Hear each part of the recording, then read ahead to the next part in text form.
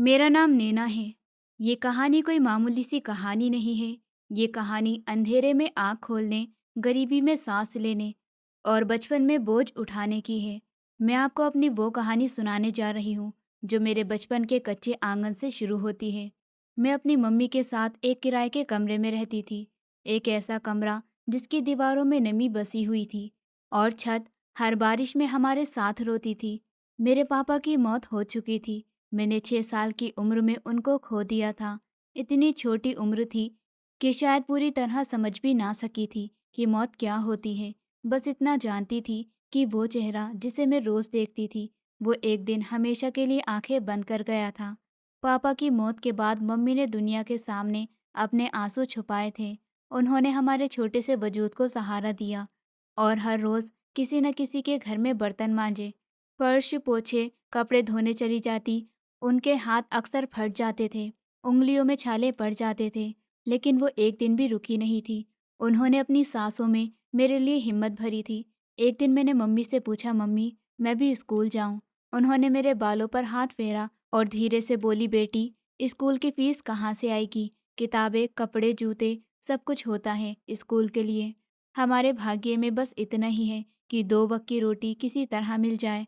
मुझे उनकी आंखों में एक छुपी हुई शर्मिंदगी नजर आती थी, जैसे वो खुद को कसूरवार समझती हो कि मैं शिक्षा हासिल नहीं कर सकती। लेकिन हकीकत ये थी कि हमारे भाग्य में कुछ भी आसान नहीं था। जहाँ वो काम करती थी, वहाँ से कभी 3,000, कभी 5,000 महीने में मिल जाते थे। महीना खत्म होने से पहले ही पैसे भी खत्म हो जाते थे। कभी चावल उधार आते, कभी घी की जगह पानी से खाना पकाया जाता। जब मैं थोड़ी बड़ी हुई, लगभग 10 साल की हुई, तो मम्मी के साथ एक दो घरों में काम पर जाने लगी थी। मम्मी कहती थी कि कम से कम तुम्हें कुछ सीखने को मिलेगा। मैं सीखना चाहती थी बहुत कुछ, पर शायद किस्मत को कुछ और ही मंजूर था। जहाँ भी गई 2 दिन बाद ये कहकर निकाल दिया गया कि ये बच्ची ठीक से काम नहीं करती, चीज़ें तोड़ देती है, बात नहीं सुनती। मैं बात सुनती थी, लेकिन मेरे हाथ छोटे थे, शरीर नाजुक था और वक्त मेरे खिलाफ चल रहा था। एक घर की मालकिन ने तो सीधा कहा, बच्ची है, काम के लायक नहीं है, किसी और जगह भेज दो। मम्मी खामोशी से सुनती रही।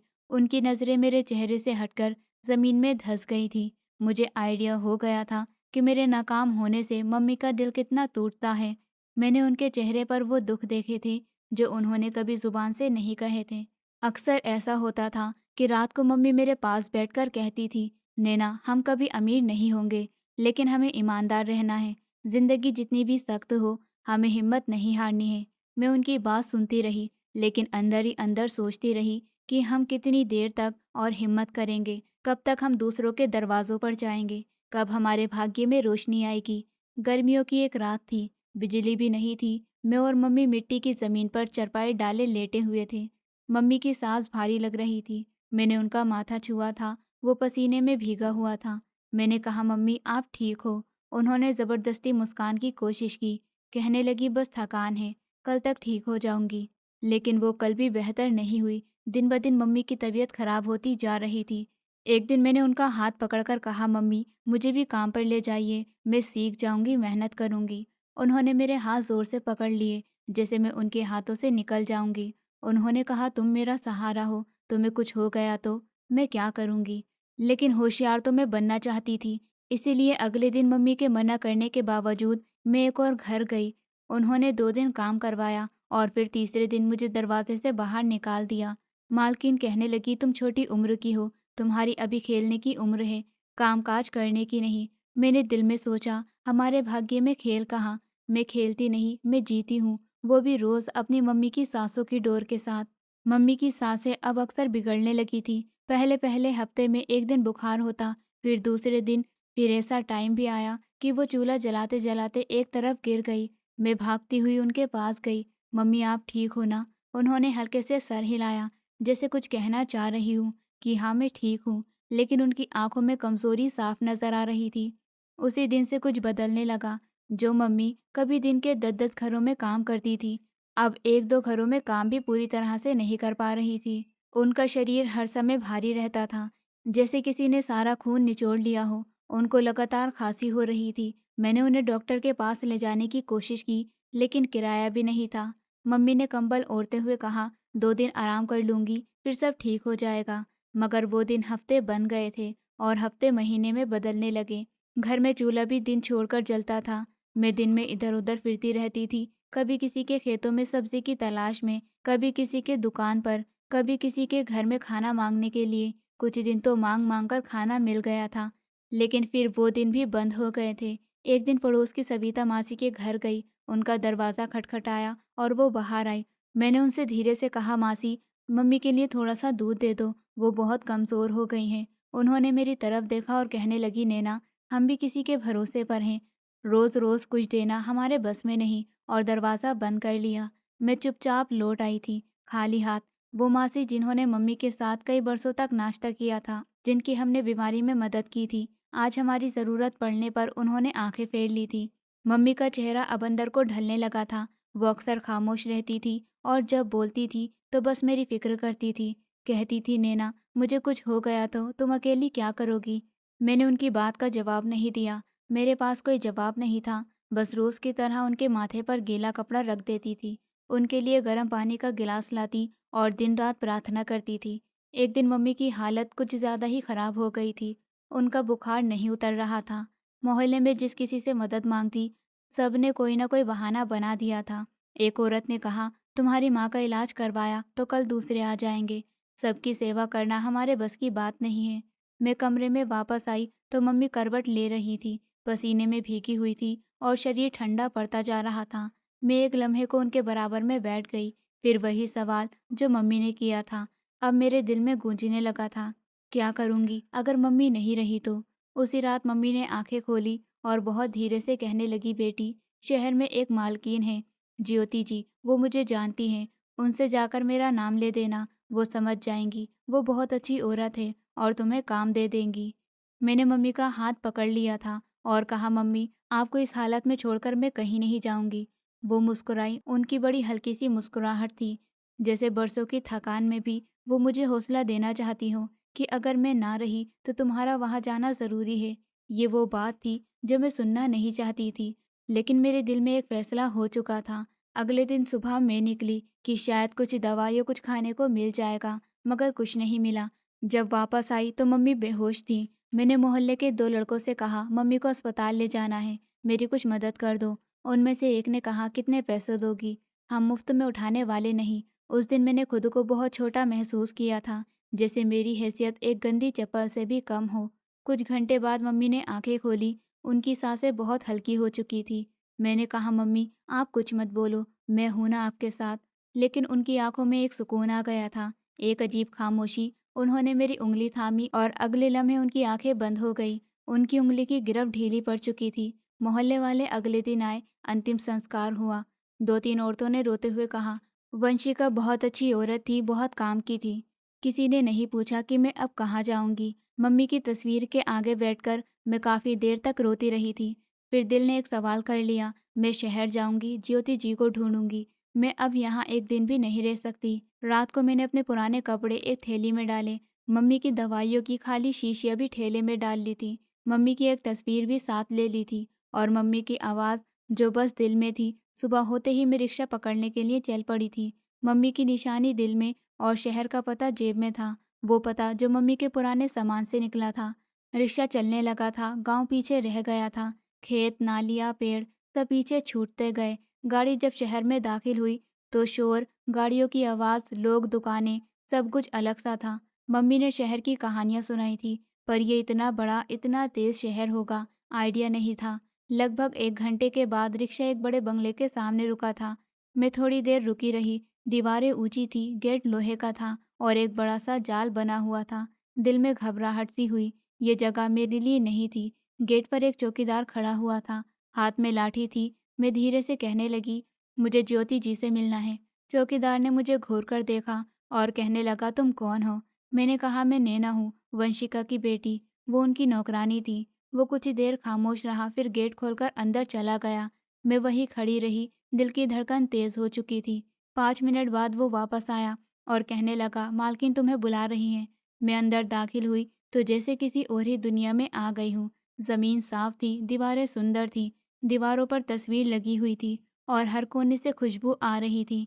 मैं जूते दरवाजे पर उतार कर अंदर चली गई थी। मालकिन सोफे पर बैठी हुई थी। ज्यादा उम्र की औरत तो नहीं थी, बहुत सुंदर कपड़े पहने हुए थे, चेहरे पर नरमी थी। उन्होंने मुझे आते ही गौर से देखा और सवाल किया, नैना? मैंने जी में सर हिला दिया और कहा, मैं वंशिका की बेटी हूँ। मम्मी अब इस दुनिया में नहीं रही। उन्होंने आंखें बंद करी, फिर उठकर मेरे करीब आई, मेरे सर पर हाथ रखा और कहने लगी, ऊपर वाला तुम्हें सब्र दे। तुम्हारी मम्मी बहुत मेहनती औरत थी। तुम यहाँ रहो, इस घर में तुम्हें कोई तकलीफ नहीं होगी। मैंने झुककर उनका आशीर्वाद लिया। पहली बार किसी ने मुझे ऐसे तसल्ली से देखा था। मालकिन ने चौकीदार को बुलाया और कहने लगी, इसे मेहमान वाला कमरा दिखा दो और इसका सामान भी वही रखवा दो। कमरा देखकर मैं हैरान रह गई थी। सफ़ेद चादर, लकड़ी का पलंग, शीशा, छोटी सी अलमारी, ये सब मेरे सपनों से भी ज़्यादा बड़ा था। शाम को मालकिन ने अपने साथ खाना खाने को कहा। मैं झिझक रही थी तो कहने लगी, यहाँ तुम नौकर नहीं हो, वंशिका की बेटी हो। हम एक ही किचन से खाते हैं। खाने में चावल, पनीर और भी कई तरह के व्यंजन थे। गरम रोटी कई दिनों के बाद खा रही थी। वो बार बार पानी का गिलास बढ़ाती जाती और खाने के बाद कहने लगी, कल से थोड़े काम समझ लेना, सब तुम्हारे लिए नया होगा, लेकिन धीरे धीरे सब सीख जाओगी। रात को कमरे में आकर मैं बैठी रही, खामोश थी, लेकिन दिल में सवालों का शोर था। मम्मी की पहचान थी ये औरत, मगर इतनी नरमी मेरे लिए रखती थी और बस काम करवाती थी। सुबह सवेरे दरवाजे पर दस्तक हुई तो मेरी आंख खुली। कमरा सुकून भरा था। बाहर से धूप की नरम किरणें अंदर आ रही थी। ऐसा कमरा मैंने पहले कभी नहीं देखा था। नई सी सुबह देखी थी। दरवाजे पर खड़ी औरत कहने लगी, मालकिन ने कहा है नाश्ता करके आंगन में आ जाना। मैंने धीरे से सर हिला दिया था और दरवाज़ा बंद कर लिया। बेड के साथ रखी हुई टेबल पर सफ़ेद कपड़ों का एक सूट रखा हुआ था। उस पर कागज़ चिपका हुआ था जिस पर लिखा था, ये तुम्हारे लिए है नैना। मैंने कपड़े छूकर देखे, मुलायम थे और महंगे लग रहे थे। दिल में एक उलझन सी थी कि इन सब चीज़ों का मेरा हक कैसे बनता है, लेकिन मालकिन के चेहरे की मोहब्बत याद आती तो दिल मान भी जाता था। नाश्ता करने के बाद मैं जैसे ही आंगन में पहुंची, मालकिन कुर्सी पर बैठी हुई थी। हाथ में किताब थी और सामने कॉफ़ी का कप था। मुझे देखकर मुस्कुराई और कहने लगी, ये कपड़े तुम्हें कैसे लगे? मैंने कहा, बहुत अच्छे हैं, पर मैंने आपसे कुछ नहीं मांगा। मैंने नज़रें झुकाते हुए कहा। उन्होंने कहा, कुछ चीज़ें मांगी नहीं जाती, दी जाती हैं। तुम मेहमान नहीं हो, लेकिन तुम्हारी जगह इस घर में है। तुम वंशिका की बेटी हो, ये भूलना मत। उनके शब्दों में एक अजीब सा ठहराव था, जैसे वो सब तय कर चुकी हो। उस दिन उन्होंने मुझे घर के अलग हिस्सों के बारे में डिटेल से बताया और कहा कि सामने वाला लाउंज सिर्फ मेहमानों के लिए है, दाएं तरफ छोटा सा ऑफिस है और पीछे की तरफ किचन बना हुआ है। आंगन में हरी हरी घास है, एक कोने में चूल्हा और गार्डन में रंग बिरंगे फूल। ये कोई मामूली बंगला नहीं था। हर चीज़ अपनी जगह पर साफ सुथरी और सजी हुई थी। मैं खामोशी से देखती थी। ये जो दीवार के पोर्शन है, वहाँ कोई नहीं रहता था, बस कभी कभी सफाई होती है। उन्होंने इशारा करते हुए मुझे बताया था। शाम को मालकिन ने मुझे सबसे अपनी नौकरानी के तौर पर नहीं, बल्कि एक खास मेंबर के तौर पर इंट्रोड्यूस करवाया था। कहने लगी, ये नैना है, मेरे साथ रहेगी, मेरे कामों में हाथ बटाएगी। बाकी नौकर जो सालों से काम कर रहे थे, उन्होंने मुझे अजीब नज़रों से देखा। किसी ने कुछ नहीं कहा, लेकिन एक अजीब सी खामोशी थी। रात को मालकिन ने फिर मेरे लिए दूध भेजा। कमरे में आकर नौकरानी ने कहा, मालकिन कहती हैं कि तुम्हें कुछ भी चाहिए हो तो बेझिझक बता देना। मैंने कप हाथों में ले लिया था और धीरे से कहा, धन्यवाद कहना उनसे। कुछ दिनों में मैंने घर के मामला समझना शुरू कर दिए थे। सुबह नाश्ते के बाद मालकिन कुछ देर लाइब्रेरी में बैठी थी, फिर गार्डन में दोपहर को टहलने चली गई और शाम को किसी मेहमान का इंतजार करने लगी। रात को पूरी तरह खामोशी छा गई थी। कोई हंगामा नहीं था, कोई शोर नहीं था। मैं हैरान थी कि इतनी बड़ी जगह पर वो बिल्कुल अकेली कैसे रहती हैं। एक दिन उन्होंने मुझे बाजार ले जाने का कहा। गाड़ी में बैठी तो मैंने रास्ता देखा। शहर के महंगे इलाके की सड़कें, शीशे की दुकानें, लोग स्टैंडर्ड कपड़े पहने हुए थे। मुझे लगा मैं किसी और ही दुनिया में आ गई हूँ। मालकिन ने एक कपड़ों की दुकान के सामने गाड़ी रुकवाई और कहने लगी, नैना तुम्हारे लिए कुछ लेना है? मैंने झट से कहा, मेरे पास सब कुछ है मालकिन, आपको परेशान नहीं होना चाहिए। उन्होंने कहा, परेशान? वो मुस्कुराकर बोली, किसी को इज्जत देना परेशानी नहीं होती, तुम उन कपड़ों में खुद को बेहतर महसूस करोगी। और मुझे दुकान के अंदर ले गई। उन्होंने मेरे लिए दो तीन नए सूट खरीदे। एक हल्के नीले कलर का था, दूसरा पिंक कलर का था और तीसरा ब्लैक कलर का था। ये सारे ही सूट बहुत कीमती लग रहे थे। दुकानदार ने कीमत बताई तो मेरे हाथ कांपने लगे। मालकिन ने चुपचाप पेमेंट की और बाहर निकल आई थी। घर वापस आकर मैं काफ़ी देर तक उन कपड़ों को देखती रही थी। मुझे मम्मी याद आ गई थी। वो होती तो कहती, देखो किस्मत कभी अचानक पलटती है। कुछ ही दिनों बाद मालकिन ने मुझे एक कमरे से दूसरे कमरे में फाइलें ले जाने को कहा था। मैंने वो काम बाखूबी निभाया था। उन्होंने कहा था, तुम सीखने वाली लड़की हो, मुझे तुमसे उम्मीद है। मैं कुछ देर खामोश रही, फिर हिम्मत करके कहने लगी, मालकिन आप मुझे इतना सब क्यों दे रही हो? मैं तो सिर्फ एक नौकरानी की बेटी हूँ। उन्होंने मेरी तरफ देखा, जैसे लम्हे भर के लिए बीते हुए समय की कोई तस्वीर उनके दिमाग में आ गई हो। फिर कहने लगी, कभी कभी बातें वक्त पर समझ आती हैं, फिलहाल तुम बस अपना ख्याल रखो। उस दिन के बाद से उन्होंने मुझे घर के हिसाब किताब में भी शामिल करना शुरू कर दिया था। छोटे मोटे फैसलों में मेरी एडवाइस ली जाती थी। मैं हैरान थी लेकिन खुश भी थी। उन दिनों में एक अजीब सी कन्फ्यूज़न से गुजरने लगी थी। सुबह की चाय, दोपहर का सुकून, शाम की रोशनी और रात की खामोशी। ज्योति जी जैसे हर लम्हे की मालिक थी। वो बहुत कम बोलती थी, लेकिन जब बात करती थी तो शब्द दिल में उतरते चले जाते थे। मैं उनके करीब थी, लेकिन फिर भी कुछ फासले बाकी थे। 1 महीने से ज़्यादा हो गया था, लेकिन उनके बारे में ज़्यादा कुछ जान नहीं सकी थी। कभी-कभी ऐसा लगता था जैसे वो कुछ बताना चाहती हो, लेकिन खुद ही रुक जाती थी। वो जब गार्डन में बैठती थी, तो उनकी आंखें एक अक्सर कहीं दूर देख रही होती थी। मैं सामने बैठी होती थी, लेकिन उनकी नज़रें शायद बीते हुए समय में कहीं ठहरी हुई होती थी। एक दिन दोपहर को वो खुद मेरे कमरे में आई। उनके हाथ में कुछ नए कपड़े थे। कहने लगी, ये तुम्हारे लिए हैं। कल मैं कुछ मेहमानों को बुला रही हूँ, तुम भी उनके साथ बैठना। मैंने हैरानी से पूछा, मैं मेहमानों के साथ? उन्होंने सर हिलाया और कहने लगी, हाँ, तुम इस घर का हिस्सा हो, अनजान नहीं हो। फिर कुछ लम्हे वो खामोश रहकर कहने लगी, मैं चाहती हूँ लोग तुम्हें उस नज़र से देखें जिस नज़र से मैं देखती हूँ। मेहमान आए तो सच में माहौल बदल गया था। 2 औरतें थीं और एक मर्द थे, और 2 छोटे बच्चे थे। सब ने मुझसे बहुत अच्छे अंदाज में बात की थी। मालकिन ने मेरा इंट्रोडक्शन करवाते हुए सिर्फ इतना कहा कि ये नैना है, मेरे साथ रहती है, मेरी बेटी जैसी है। ये शब्द सुनकर एक औरत ने कहा, बेटी तो बहुत खूबसूरत है आपकी।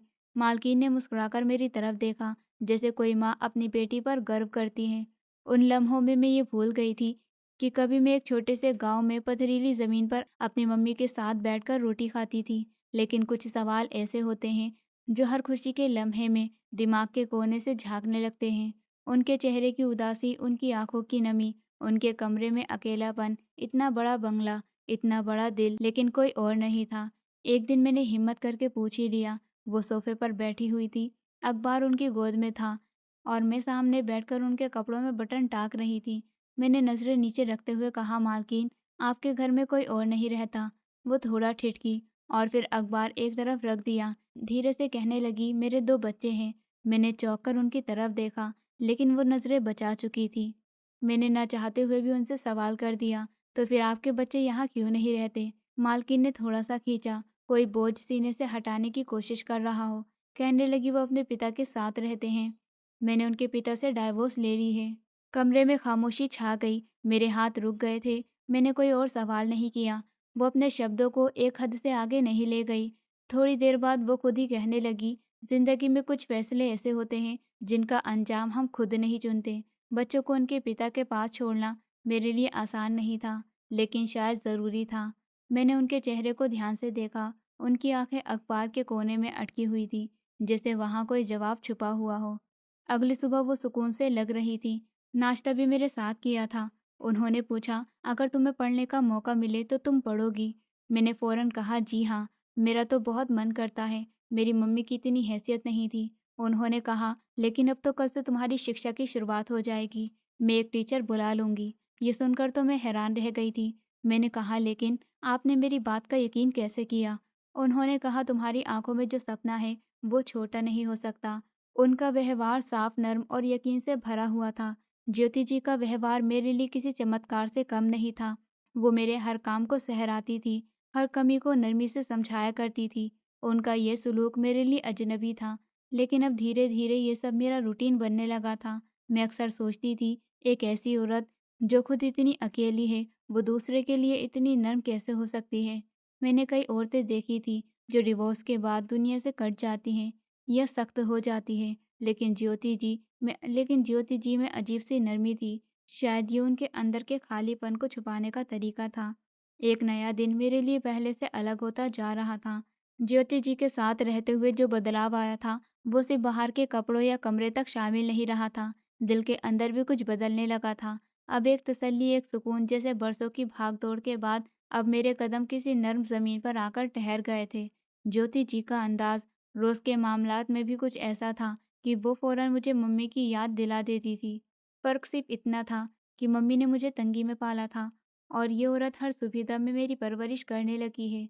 एक दिन दोपहर को मैं किताब लेकर आंगन में बैठी हुई थी। वो लोन की कुर्सी पर थी और हाथ में कुछ सिलाई का सामान था। मैंने उन्हें देखा और पूछा, मालकिन, आप खुद अपने कपड़ों पर काम करती हैं?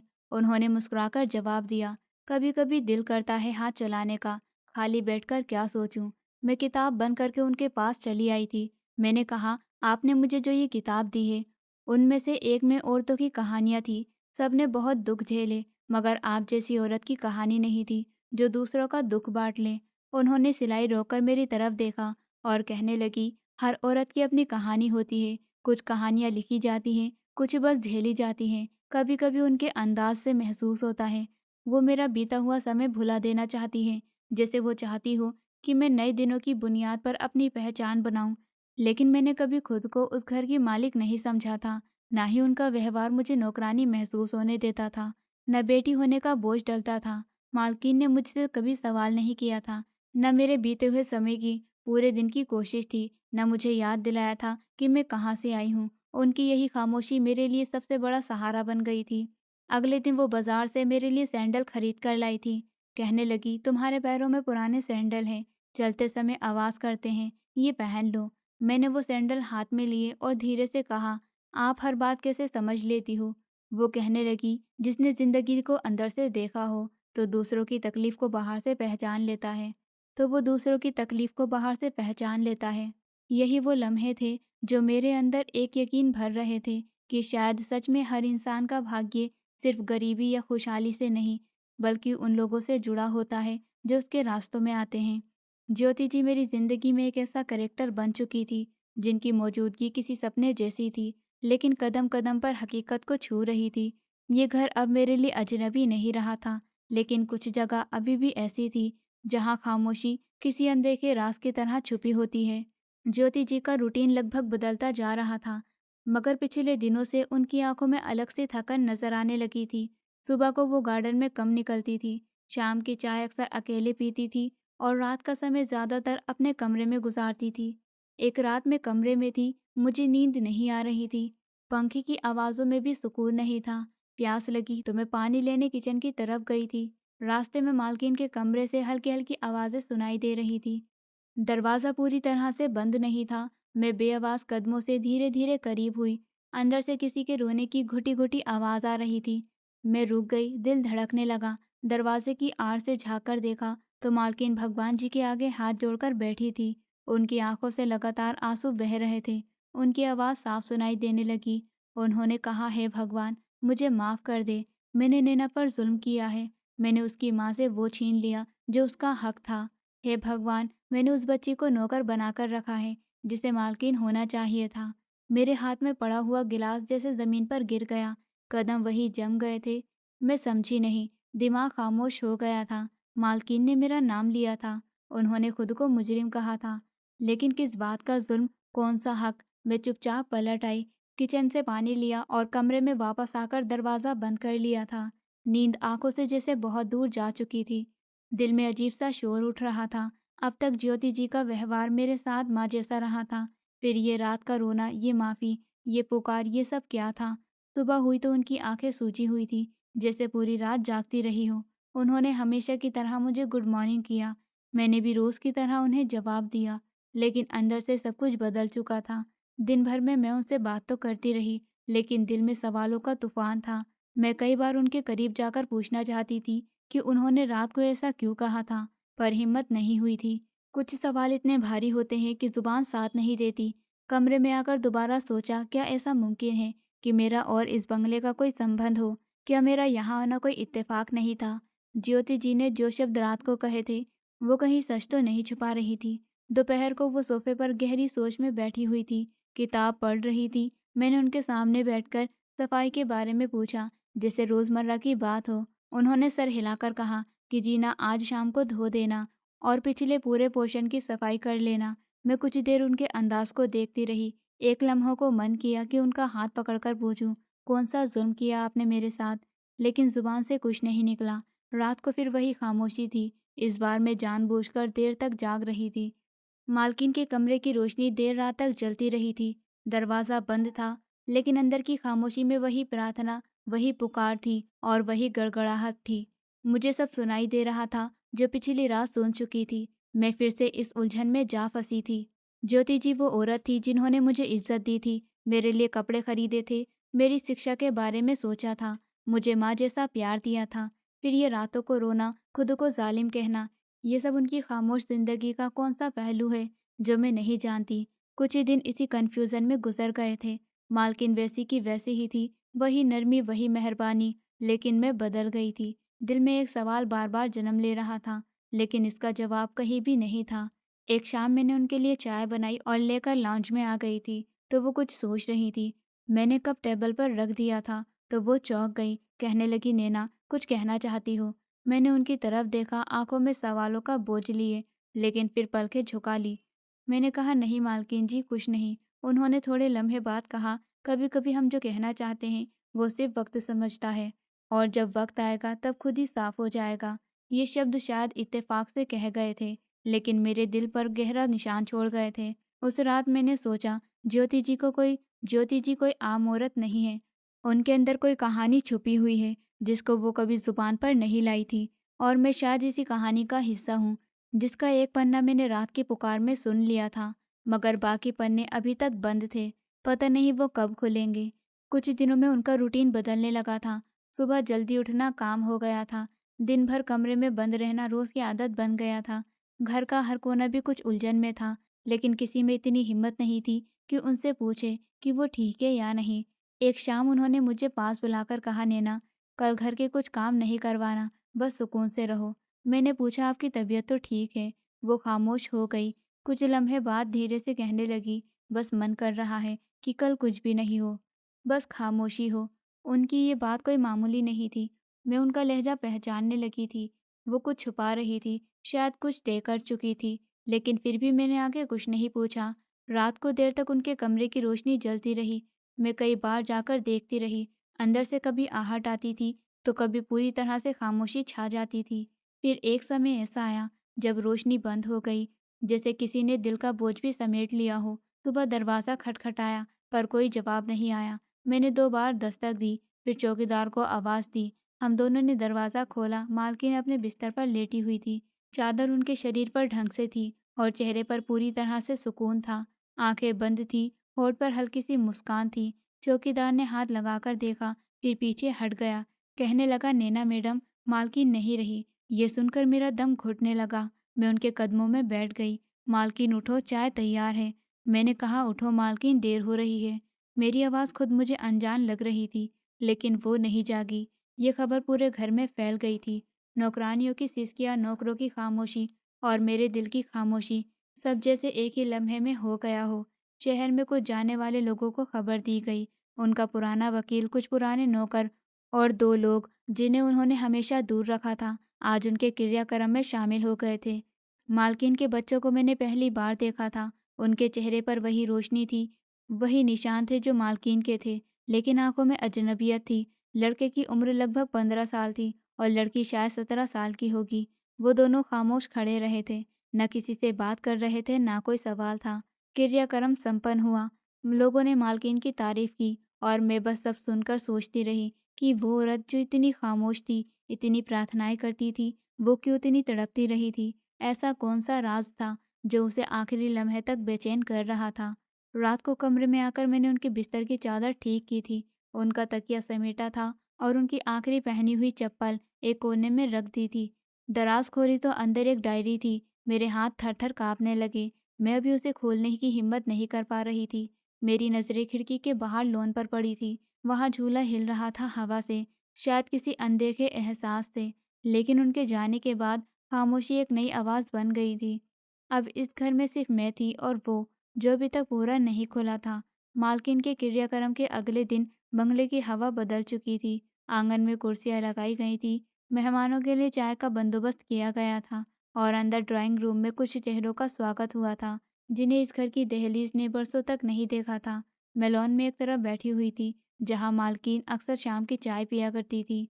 उनका वो फेवरेट कप अभी फिर ट्रे में रखा हुआ था, जिसे कल रात से किसी ने हाथ नहीं लगाया था। दोपहर होते ही दो गाड़ियां गेट के बाहर रुकी। एक में वही लड़का और लड़की उतरे, जिन्हें मैं कल क्रियाक्रम में देख चुकी थी। उनके साथ एक आदमी भी था, जिनके कपड़े साफ और अंदाज मामूली था। चौकीदार ने बताया कि ये वकील साहब हैं, मालकिन के पुराने जानने वाले। सब लोग ड्राइंग रूम में जमा हुए। मैं दरवाजे के करीब मौजूद सोफे पर बैठी रही। मेरी मौजूदगी पर किसी ने एतराज़ नहीं किया, शायद इसलिए क्योंकि मालकिन के आखिरी दिनों में मैं उनकी करीबी इंसान थी। वकील साहब ने एक मामूली लिफाफा खोला और कागजात निकालकर टेबल पर रख दिए। उनके शब्द नपे-तुले थे। मिस ज्योति वर्मा ने अपनी मौत से कुछ दिन पहले एक कानूनी वसीयत तैयार करवाई थी, जिसकी कॉपी मेरे पास मौजूद है और असली रजिस्ट्री में जमा है। कमरे में हल्की सी चर्चा होने लगी थी। मालकिन के बेटे ने फौरन कहा, हम जानते हैं वो शायद कोई रकम ट्रस्ट को देना चाहती होंगी, लेकिन जायदाद पर तो हमारा ही हक है। वकील ने नज़र उठाकर उस लड़के की तरफ देखा और कहने लगे, आप बिल्कुल सुनेंगे कि उन्होंने क्या फैसला किया। फिर उन्होंने अपनी तेज़ आवाज़ में वसीयत पढ़नी शुरू की। हर शब्द साफ था, हर लाइन सच्चाई बोल रही थी। मैं ज्योति वर्मा अपने पूरे होशो हवास में ये वसीयत तैयार करवाती हूँ कि मेरी सारी की सारी जायदाद। वकील ने एक लम्हे को रुककर मेरी तरफ देखा, फिर दोबारा पढ़ना शुरू कर दिया। मेरी ख्वाहिश के मुताबिक मैं अपनी सारी जायदाद और अपना सब कुछ वंशिका की बेटी नैना के नाम पर कर रही हूँ, जो मेरे साथ रहती है, मेरी सेवा करती है और जिसके साथ मेरे पुराने कर्मों का हिसाब ज़रूरी है। मेरे 2 बच्चे हैं, मेरे फैसले से आगा नहीं है, मगर ये मेरा पूरा और आखिरी फैसला है। कमरे में पूरी तरह से खामोशी छा गई थी। मालकिन की बेटी ने हैरानी से वकील की तरफ देखा और कहने लगी, क्या मतलब? नैना कौन है? नैना नौकरानी की बेटी, वकील साहब ने मामूली से अंदाज में कहा। जी हाँ, वही नैना। मालकिन ने सारी कानूनी डॉक्यूमेंट सिग्नेचर कर दिए थे। उनके बेटे ने कुर्सी से उठते हुए कहा, यह हमारे साथ धोखा है। हमारी माँ कभी ऐसा फैसला नहीं कर सकती। वकील साहब ने कहा, यह फैसला उन्होंने अपने पूरे होशो हवास में किया है और उस पर गवाहों के सिग्नेचर भी मौजूद है। अगर आप चाहें तो अदालत जा सकते हैं, लेकिन इससे नतीजा बदलेगा नहीं। वकील की बात पूरी तरह से ठीक थी। मैं अपनी जगह खामोश बैठी रही थी। मेरा दिल जोर जोर से धड़क रहा था, लेकिन जुबान पूरी तरह से खामोश थी। ये वो लम्हा था जिसका मैंने सोचा भी नहीं था। मालकिन के बेटे ने एक झटके से टेबल पर रखे कागजात समेटने की कोशिश की, लेकिन वकील ने हाथ रोककर कहा, ये कानूनी डॉक्यूमेंट्स है, आप इन्हें छू नहीं सकते। लड़के ने कहा, तो हमारी माँ ने हमें कुछ नहीं दिया। वकील ने एक नज़र उस पर डाली और उन्होंने कहा कि आप दोनों की परवरिश की जिम्मेदारी आपके पिता ने संभाली थी और उनकी जायदाद का बंटवारा अलग से हो चुका था। आपकी माँ की पर्सनल प्रॉपर्टी सिर्फ और सिर्फ नैना के नाम पर हो गई है। मालकिन के दोनों बच्चे चुप हो गए थे। उनकी आंखों में सदमा और गुस्सा था। वो कुछ कहे बिना कमरे से बाहर निकल गए थे। मैं दरवाजे की तरफ देखती रही थी, जहाँ वो कुछ लम्हे पहले खड़े थे। वकील ने मेरे पास आकर एक लिफाफा थमाया और कहने लगे, ये डॉक्यूमेंट्स आपके नाम पर ट्रांसफ़र किए गए हैं। जल्दबाजी में कोई भी फैसला मत करना। मैंने लिफाफा पकड़ लिया था, लेकिन समझ नहीं आ रहा था कि ये सब मेरे साथ क्यों हो रहा है। ज्योति जी ने क्यों, कैसे ये सब किया? शाम तक सारा बंगला फिर से सन्नाटे में डूब गया था। वो शोर जो कुछ देर पहले कमरे में था, अब बीते हुए समय की गूंज लगने लगा था। कमरे में आकर मैंने दरवाज़ा बंद कर लिया था। मालकिन के फ़ोटो पर नज़र पड़ी, जो टेबल पर रखी हुई थी। मैंने धीरे से कहा, आपने तो कहा था कि वक्त आएगा तो सब साफ हो जाएगा, लेकिन अब और सवाल खड़े हो गए हैं। मालकिन चली गई, लेकिन उनका फैसला मेरे सामने एक भारी राज बनकर खड़ा हो गया था और मैं बस खामोशी से इस राज के वजन तले दबी जा रही थी। मालकिन की मौत और वसीयत के ऐलान को कुछ दिन गुजर चुके थे, मगर बंगले की हवा अभी भी भारी थी। कानूनी कार्यवाही जारी थी और मैं नैना अभी भी वही थी, मगर नाम के साथ जायदाद की वारिस कहलाई जा रही थी। मैंने ना किसी कागज़ पर सिग्नेचर किए थे, न कुछ स्वीकार किया था, लेकिन लोग अब मुझे नए नाम से पुकारने लगे थे। चौकीदार मुझे मालकिन कहकर पुकारता था। सभी नौकरानियां सर झुकाकर मेरे साथ रहती थी। उन सब के व्यवहार बदल गए थे, मगर मैं वैसे ही थी। बस एक गहरी खामोशी मेरे अंदर उतरती जा रही थी। इसी खामोशी के दौरान एक अजीब बात शुरू हुई। एक सुबह मेरे हाथ की कलाई पर हल्का सा निशान आ गया था। पहले पहले सोचा कि कोई मामूली सा दाना होगा, लेकिन अगले ही दिन दाने की जगह एक छोटा सा छाला उभर आया था। नरम, चमकदार, जैसे पानी से भरा हुआ हो। मैंने चुपचाप दुपट्टे से छाला साफ कर लिया, मगर वो एक छाला 2 में बदला था, फिर 2 से 5 हो गए और फिर कुछ दिनों में मेरा दायाँ बाजू उन छालों से भर गया था। ये क्या हो रहा है मेरे साथ? आईने में मैं खुद से पूछ रही थी, लेकिन जवाब देने वाला कोई भी नहीं था। मैंने करीब के डॉक्टर को दिखाया, उसने नुस्खा लिख कर दे दिया था। कुछ दिन दवाइयाँ चली, कुछ लोशन लगाए, लेकिन ये एलर्जी रुक नहीं रही थी। छाले कम नहीं हुए, उल्टा वो गर्दन और पेट तक पहुँचने लगे थे। एक दिन जब मैं सुबह आईने के सामने खड़ी हुई थी, तो मेरे चेहरे के किनारे पर भी एक छोटा-सा निशान उभर आया था। मालकिन के बिना अब ये बंगला और भी ज़्यादा डरावना लगने लगा था। उनके कमरे की तरफ देखती थी, तो दरवाज़ा खुद ब खुद बंद रहता था, जैसे अंदर कोई अभी भी सांस ले रहा हो। मैं रात को अक्सर उनकी खुशबू महसूस करती थी, जो उनके कपड़ों से आई थी, और उन खुशबुओं के साथ मेरी बेचैनी भी बढ़ने लगी थी। छाले दिन ब दिन बढ़ते चले जा रहे थे और फिर एक दिन ऐसा आया कि मैं खामोश नहीं रह सकी। बाकी सब छोड़ दो, किसी अच्छे डॉक्टर के पास ले जाओ मुझे, मैंने चौकीदार से कहा था। हम शहर के 3 बड़े अस्पतालों में गए थे। हर जगह अलग-अलग टेस्ट हुए, रिपोर्ट्स बनी, मगर नतीजा कुछ नहीं निकला था। एक डॉक्टर ने कहा, ये कोई वायरस एलर्जी है, टाइम के साथ खत्म हो जाएगी। दूसरे ने कहा कि शायद दिमागी दबाव की वजह से होने वाली शिकायतें हैं, इसमें मरीज को सुकून की ज़रूरत होती है। तीसरे ने हाथ जोड़ दिए और कहा, मैंने ऐसा कुछ पहली बार देखा है, दवाइयाँ दे रहा हूँ, असर नहीं हो तो किसी और डॉक्टर के पास चली जाना। मैंने हर दवा इस्तेमाल की थी, हर परहेज़ किया था, लेकिन मेरे शरीर पर चले अब और भी सख्त लेकिन मेरे शरीर पर छाले अब और भी सख्त होने लगे थे। न एलर्जी जाती थी, न सूजन कम होती थी। घर के नौकर भी अब मुझसे फासले पर रहने लगे थे। किचन में बर्तन अलग रखे गए थे। मेरा बिस्तर अलग धोना शुरू हो गया था, जैसे मैं किसी खतरनाक बीमारी का शिकार हो गई हूँ। रात को जब मैं मालकिन की पुरानी कुर्सी पर बैठती, तो उनके साए महसूस होते थे। मैं उनकी तरफ देखकर कहती थी, मालकिन, आपने कहा था सब कुछ साफ हो जाएगा, मगर मेरे शरीर पर निशान, ये किस चीज़ का संदेश है?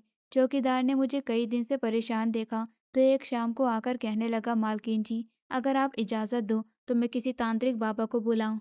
उनके भी अपने टोटके होते हैं, कभी कभी ऐसे मामले में वही समझ सकते हैं। मैंने कुछ देर खामोशी के बाद कहा, ठीक है, बुला लो, किसी न किसी को तो समझ आना चाहिए कि मेरे साथ क्या हो रहा है। अगले दिन तांत्रिक बाबा आ गए। उनकी उम्र लगभग 60 साल थी। उन्होंने धीमी आवाज़ में कहा, ये बीमारी तुम्हें कब से है? मैंने डिटेल से सब कुछ बता दिया था। वो कुछ देर खामोश रहे, फिर कहने लगे, आपका ज्योति मालकिन से क्या संबंध था? मैंने उसे सिर्फ इतना कहा कि वो मेरे लिए एक माँ जैसी थी और उनकी मौत के बाद ही मेरे साथ ही सब कुछ शुरू हुआ है। उन्होंने कुछ मंत्र पढ़े और फिर कमरे का जायजा लेने लगे। फिर रुककर कहने लगे, ये जो तुम्हारे शरीर पर हो रहा है, ये कोई मामूली बीमारी नहीं लगती। ये किसी दिली बोझ या किसी का हक मारने की वजह से हो सकती है। मैंने चौंक कर कहा, हक? उन्होंने धीरे से कहा, कभी-कभी हम जिन लोगों के करीब होते हैं, उनसे कोई बात छुपी रहती है, जो न वो बताते हैं, न पूछते हैं, लेकिन वो बात हमें इम्प्रेस करती है। कमरे में खामोशी छा गई थी। तांत्रिक बाबा ने मेरे चेहरे की तरफ देखा, फिर कहने लगा, अगर इजाज़त दो तो मैं एक बात कहूँ। मैंने कहा, जी। उन्होंने कहा, मालकिन की अस्थियाँ लेकर गंगा में बहा दो। शायद तुम्हें वो जवाब मिले जो यहाँ कोई नहीं दे सकता। मेरे हाथ खुद ब खुद छालों को छुपाने लगे थे, लेकिन मेरे दिल ने जैसे मान लिया था कि शायद अब जवाब ज़मीन के ऊपर नहीं, नीचे ही कहीं दफन है। शायद मुझे सच में मालकिन की अस्थियाँ बहानी चाहिए थी, जो कि घर में अभी भी लाल कपड़े में ढकी हुई उनकी तस्वीर के आगे रखी हुई थी। सुबह की पहली किरणों ने कमरे की खिड़की से अंदर झाँका, तो मेरी आंखें खुली, लेकिन नींद जैसे सारी रात मेरे करीब न आई थी। तांत्रिक बाबा की बात बार-बार मेरे दिमाग में गूंज रही थी। मालकिन की अस्थियाँ गंगा में बहा दो, शायद वहाँ तुम्हें कोई जवाब मिले, यहाँ कोई नहीं दे सकता। पिछली रात के बाद मेरे दिल में एक अजीब-सी बेचैनी थी। छाले अब सिर्फ शरीर पर नहीं, दिल पर भी उभरने लगे थे। मैंने खामोशी से एक सिंपल से कपड़े पहने और मालकिन की अस्थियाँ लेकर बाहर आई और चौकीदार से कहा, तुम मुझे गाड़ी में बिठाकर गंगा के पास लेकर चल सकते हो। चौकीदार ने मुझे चौंक कर देखा और फिर धीरे से कहने लगा कि मालकिन, मैं अभी गाड़ी निकालता हूँ। रास्ता खामोशी से तय हुआ था। शहर भी पूरी तरह से जगा नहीं, सूरज की रोशनी सड़कों पर फैलने लगी थी, लेकिन मेरे दिल के अंदर अंधेरा अभी भी कायम था। जब हम गंगा किनारे पहुंचे, तो चौकीदार ने दूर से इशारा किया।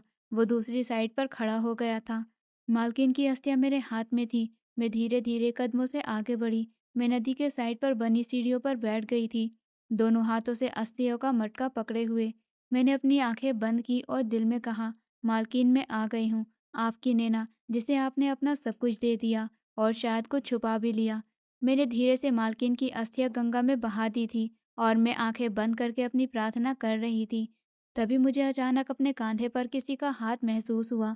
मैंने पीछे पलटकर देखा तो एक अनजान मर्द खड़ा हुआ था, अधड़ उम्र का आदमी जिसने मामूली से कपड़े पहने हुए थे और चेहरा सीरियस था। नजरों में हैरानी थी, जैसे वो मुझे जानता हो।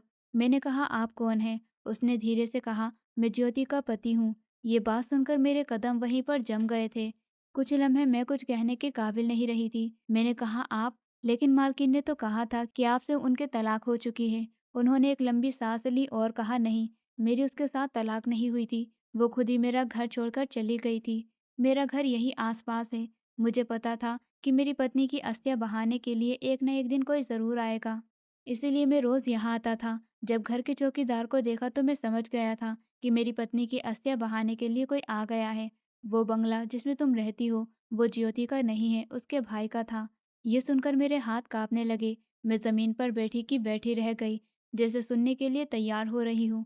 उन्होंने बताया कि ज्योति जी का भाई बहुत मेहनती इंसान था। उसने अपनी मेहनत से वो घर बनाया था। उनकी एक बेटी थी और पत्नी भी थी, लेकिन अचानक उसकी मौत हो गई और फिर ज्योति ने उन दोनों को उस घर से निकाल दिया। मैंने सर उठाया और कहा, बेटी कौन? वो बेटी तुम थी नैना, और तुम्हारी माँ वंशिका, ज्योति के भाई की पत्नी। तुम उस घर की असली वारिस हो। मेरे दिल की धड़कन एक लम्हे के लिए रुक सी गई थी। उन्होंने बताया कि जब ज्योति ने अपने भैया के कागजात बदलवाए और जायदाद अपने नाम की, तो तुम सिर्फ 2 महीने की थी। तुम्हारी माँ को उसने जलील करके घर से निकाल दिया था और तुम अपनी माँ की गोद में गाँव चली गई। मेरे होठ खामोश हो गए थे। जुबान साथ छोड़ गई थी। मैं कुछ बोलना चाहती थी, मगर आवाज़ नहीं निकल रही थी। उन्होंने आगे बताया कि मैंने ज्योति को बहुत रोका, बहुत लड़ा, लेकिन उसने मुझे भी छोड़ दिया।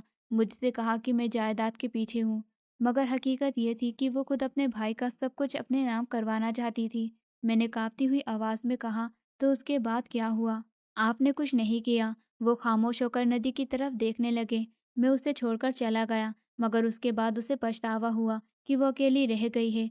और फिर वो हर रात रोई और तुम्हारी माँ से माफ़ी मांगना चाहती थी, लेकिन तब तक तुम्हारी माँ इस दुनिया से विदा हो चुकी थी, क्योंकि बहुत ज़्यादा देर हो गई उसको अपनी गलती का एहसास होने में। उसके बाद वो तुम्हें ढूंढने लगी। जब तुम्हारी माँ ने तुम्हें वापस शहर भेजा, वो वक्त था जब ज्योति पछतावे में जल चुकी थी। तुम्हें अपनाया, तुम्हें सब कुछ दिया, लेकिन एक बात नहीं बताई कि तुम उसी के घर की वारिस हो। उन्होंने सर हिलाया और कहने लगे, तुम उसकी भतीजी हो, तुम उनके भाई की बेटी हो। मेरी आंखों से आंसू निकलने लगे थे।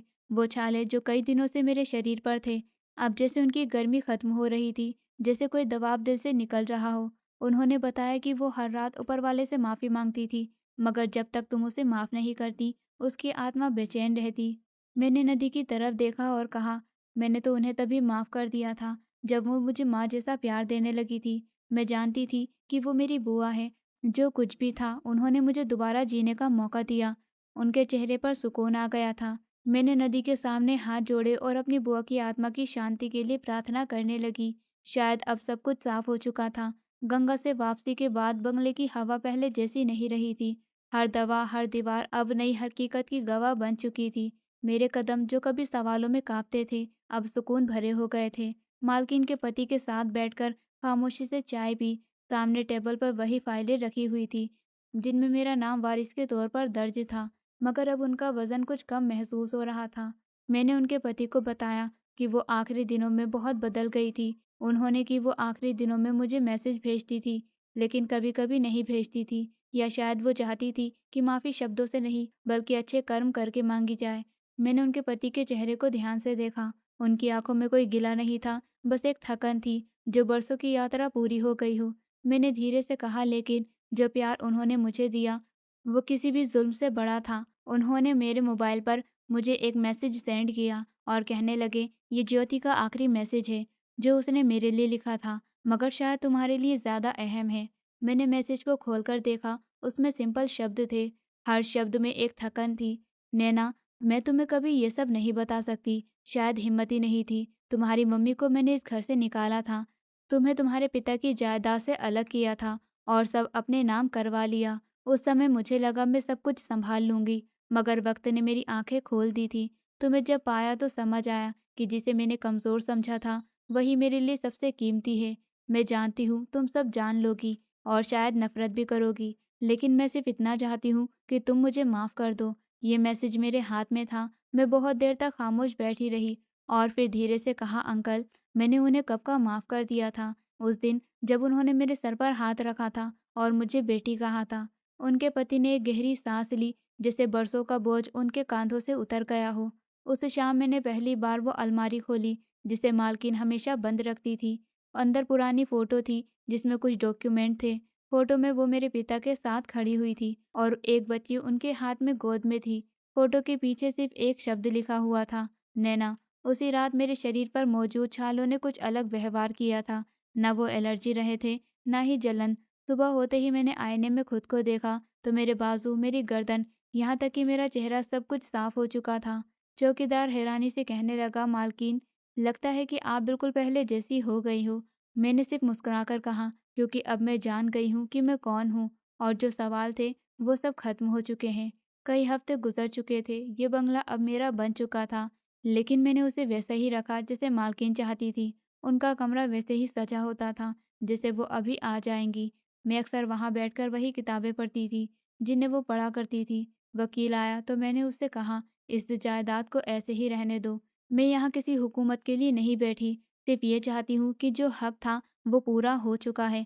कभी कभी मालकिन के बच्चे भी आ जाते थे। उनसे मैंने ना कभी शिकायत की थी, ना कोई दावा किया था। यहाँ तक कि मैंने उनके लिए दरवाजे खुले रखे थे, जो कभी मालकिन ने मेरे लिए रखे थे। एक दिन गार्डन में बैठकर मैंने उनकी पसंद के मिट्टी के गमले में उनके फेवरेट फूल लगाए और मन में उनके लिए प्रार्थना करने लगी, जिसने मुझे छीनकर दोबारा सब कुछ दिया। ऊपर वाला उनकी आत्मा को शांति दे। जिसने मुझसे नाइंसाफ़ी की, उसको मैंने माफ़ कर दिया, क्योंकि वो सिर्फ़ एक मालकिन नहीं थी, वो मेरी बुआ जी भी थी। मुझे यकीन है ऊपर वाले ने भी उन्हें माफ़ कर दिया होगा।